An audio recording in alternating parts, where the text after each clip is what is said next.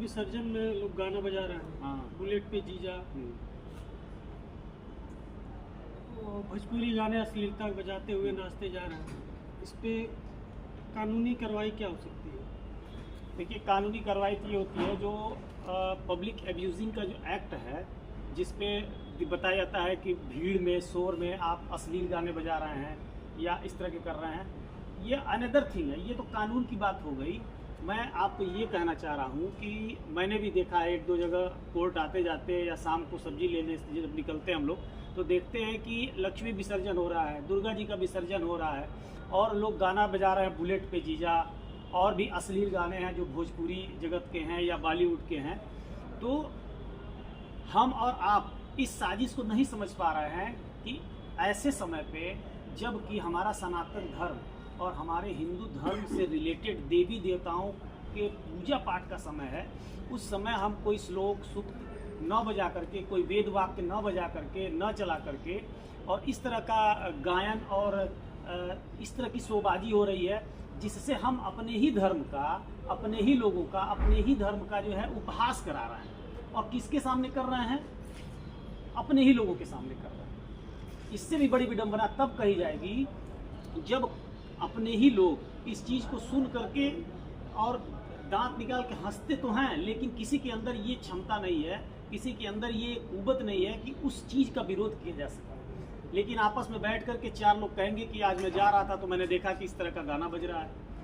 बुराई करेंगे, लेकिन जो बुराई कर रहा है, जो आपको अपमानित कर रहा है, अपने देवी देवताओं को, अपने धर्म को जो अपमानित कर रहा है, उसका विरोध करने की क्षमता नहीं, उसका विरोध करने की हिम्मत नहीं है। क्षमता तो है लेकिन हिम्मत नहीं है। तो इसलिए हमारा ये मानना है कि इस पे एक बाकायदा एक्ट बनना चाहिए कि जब भी कोई इस प्रकार का सार्वजनिक पूजा पाठ या इस तरह का कार्यक्रम हो, तो एक ट्रेंड पंडित जो होता है, जो हमारे काशी विद्यापीठ से या अन्य जो हमारे गुरुकुल हैं जहाँ से लोग निकलते हैं, आचार्य बन करके निकलते हैं, इनके सुपरविजन में ये पूजा पाठ कराया जाना चाहिए। और उस पूजा पाठ में होने वाले तमाम जो भी एक्टिविटीज़ है, उसकी रिस्पॉन्सिबिलिटी उस पर्टिकुलर इंडिविजुअल व्यक्ति की होगी, जो कि तथाकथित पुजारी होगा।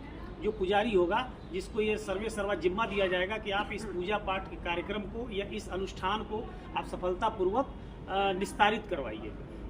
और अगर ऐसा नहीं होता है, वो ऐसा करने में चूक करते हैं या उस समय ऐसी कोई अश्लील चीज़ें अगर हो रही हैं, तो उसकी रिस्पॉन्सिबिलिटी उनके ऊपर होगी और वो समाज से उनको बहिष्कृत किया जाना चाहिए। क्योंकि जो लोग आज के डेट में ये कर रहे हैं, या तो उनके अंदर अवेयरनेस नहीं है अपने धर्म के प्रति, अपने धर्म के प्रति जागरूकता नहीं है, या कुछ लोग ऐसे हैं जो सिर्फ आनंद के लिए, मौज के लिए। देखा गया है कि दुर्गा पूजन में विसर्जन के समय तमाम लड़के लड़कियां ऐसे हैं जो नशा करके और एक दूसरे, मतलब एकदम अभद्र तरीके से और असभ्य तरीके से ये टोटल कार्यक्रम ऑर्गेनाइज किया जाता है। मोहल्ले से मूर्ति को उठाते हैं लोग और ले जाते हैं घाट पर, जहाँ विसर्जित करते हैं। उसके बीच में तमाम ऐसी एक्टिविटीज़ होती हैं, कितने कानून तोड़े जाते हैं, लेकिन पुलिस और प्रशासन वहाँ पे मजबूर होती है, वो बचाती है कि किसी भी प्रकार का दंगा न भड़क जाए, कहीं लोगों के भावनाओं को आहत न हो जाए कोई भावनाएं। लेकिन भावनाओं के आहत न होने के चक्कर में कितने कानून तोड़ दिए जाते हैं और पुलिस और प्रशासन कोई एक्शन नहीं ले पाती है। तो निश्चित रूप से इस प्रकार का एक एक्ट बनना चाहिए। और जो भी हो, जो भी किसी भी धर्म का अगर जुलूस निकल रहा है या कोई अनुष्ठान हो रहा है, तो ये एक सिस्टमेटिक तरीके से, पारंपरिक तरीके से होना चाहिए, न कि अभद्र और असभ्य तरीके से।